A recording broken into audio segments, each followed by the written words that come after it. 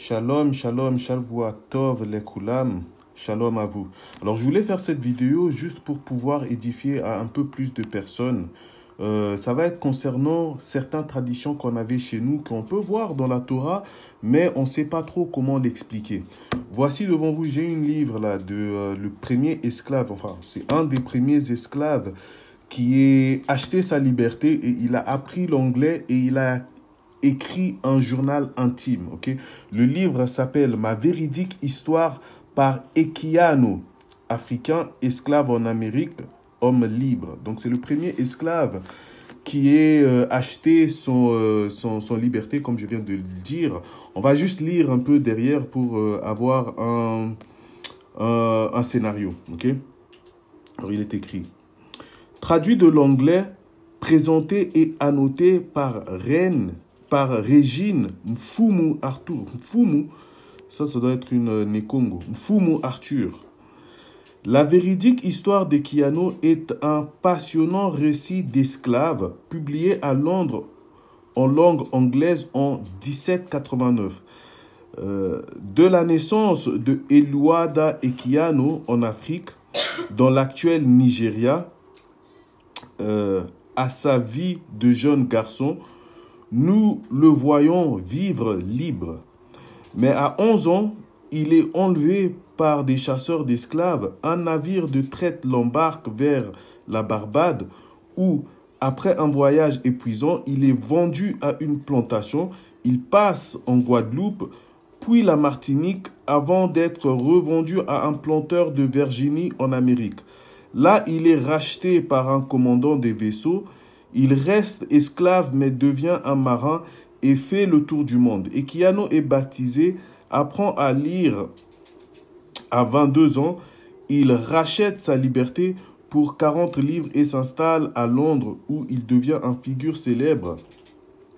Les abolitionnistes lui enjoignent d'écrire le récit de sa vie. Donc là, on peut voir, hein, vous pouvez lire pour vous-même, faites des captures d'écran ou mettez pause. Mais là, on voit que c'est un des plus anciens récits des esclaves. Donc, on peut s'intéresser à lui. Pourquoi? Parce qu'on a perdu les coutumes même de ces années-là, de 1789. Ok, ça, c'est autant de nos arrière. Donc, on pourra dire arrière au moins 3 ou 4 fois. Ok, pour arriver à ces dates-là. Donc, on va pouvoir voir certaines coutumes qu'il va décrire quand il a croisé, on va dire, les Européens, quand il est venu vivre en Europe. Ok, donc, il va se comparer à les Juifs. Parce que quand il a vu les Juifs, quand il a vu les Juifs, il s'est intéressé à leurs coutumes parce que ça lui rappelait celle de lui. Je lui laisse parler. Je ne vais pas trop faire de commentaires. Je lui laisse directement y aller. Alors, c'est écrit. Certains de nos offrandes sont consommées avec des herbes amères. Nous avions un proverbe chez nous pour désigner un individu au tempérament coléreux. S'il devait être mangé, il faudrait y ajouter des herbes amères. Alors, il parle de ça parce qu'il sait que les Juifs mangent ces herbes amères à une certaine période de l'année. Là, on sait que c'est le Pessah. Mais ce n'est pas ça qui va nous intéresser. C'est le prochain parti qui nous parle de la circoncision. Écoutez bien. Nous pratiquons la circoncision comme les Juifs. Et là, on peut voir un 56. Là, on va aller le voir vite fait. Alors, 56, il est écrit... Dans son livre intitulé « Histoire de la circoncision des origines à nos jours », le Nadir Baland, Paris 1992, Malek Chabel précise que les Éthiopiens, les Égyptiens ou les Hébreux, tous circoncisaient leurs fils. Et quand on dit Éthiopien, là, on parle des Bantous. Okay? On parle même de le milieu de l'Afrique aussi. Okay? On parle de région Congo aussi. Okay? Les Éthiopiens, les Égyptiens et les Hébreux, tous circoncisaient leurs fils. Tous avaient des raisons de se poser en défenseur naturel de la circoncision. Même si, comme le dit dans sa langue du 19e siècle Zarbowski, les Juifs et les Mahométans ont été ces grands propagateurs dans le monde. Bon, ça nous intéresse pas trop. On retourne dans ce que nous sommes en train de lire. Alors, nous pratiquons la circoncision comme les Juifs et faisons des sacrifices et des fêtes à cette occasion. De même qu'ils le faisaient. Donc, comme les Juifs, dans sa pratique, okay, dans son tradition, eux aussi, ils faisaient des fêtes à cette occasion, de même qu'ils le faisaient. Toujours à leur exemple, nous nommions nos enfants à partir d'un événement, d'une circonstance ou encore d'une prémonition, prémonition évoquée au moment de leur naissance. Okay? Comme on peut voir aussi dans la Torah, beaucoup de gens portent un nom qui signifie quelque chose. Okay? Ce n'est pas juste un nom comme ça, comme Patrick. Okay? C'est des noms qui veulent dire des choses derrière. D'accord? Je vais continuer à lire un peu. On me nomma Oluda, qui signifie dans notre langue vicissitude ou encore fortune, ou celui qui est favorisé et qui a une voix forte et une élocution soignée. Dans mes souvenirs, nous n'avions jamais souillé le nom de l'objet de notre adoration.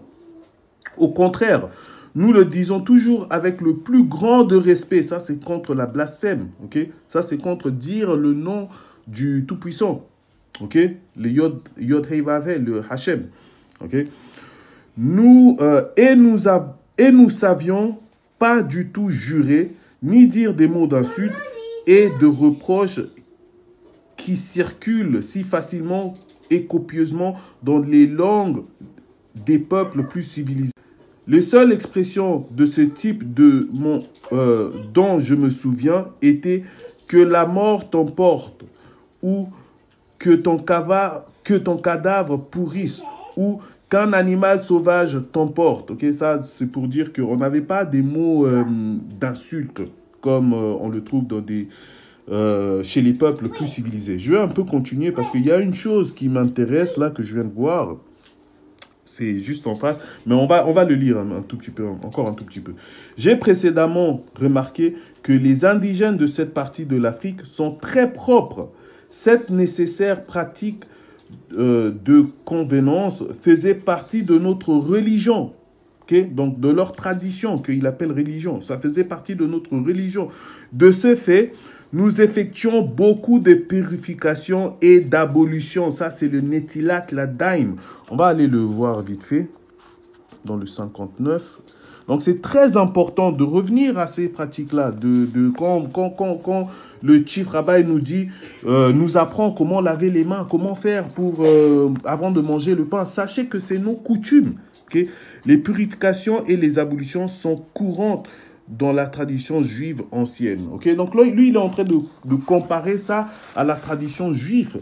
Il compare la tradition juive qu'il est venu voir en Europe contre la tradition qu'il a de ses ancêtres. Tu vois? Et c'est pour ça qu'il dit que nous effectuons beaucoup de purifications et des abolitions. En effet, il y en avait presque autant que les Juifs. Et nous les accomplissions aux mêmes occasions qu'eux. Donc, ça veut dire aux mêmes occasions. Quand on veut manger le pain, c'est là. Okay? Quand on se lève le matin, c'est là, aux mêmes occasions qu'eux. Si mes souvenirs sont exacts, ceux qui touchaient les morts devaient à tout moment se laver et se purifier avant d'entrer dans une maison d'habitation. De même, on interdisait à chaque femme, à certains moments, d'entrer dans une maison habitée, de toucher quiconque ou tout aliment que nous consommions. Okay? Donc ça, c'est les lois de Nida. Okay? J'aimais tellement ma mère que je ne pouvais rester loin d'elle, ni éviter de la toucher pendant certaines de ces périodes.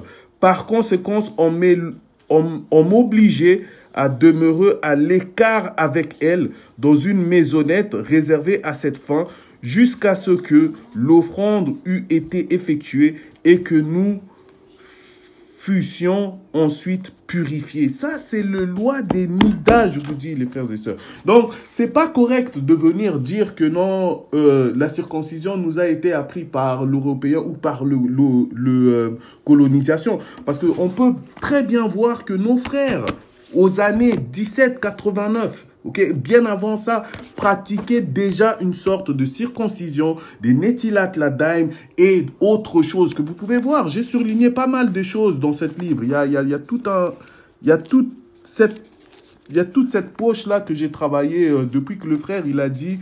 depuis que le frère il a parlé de la colonisation. C'est vraiment des livres que les frères et sœurs, je vous demande d'acheter et de vous instruire. Ok, c'est très important. Avec ceci, je vous dis Baruch Hashem et Shalom, Shalom.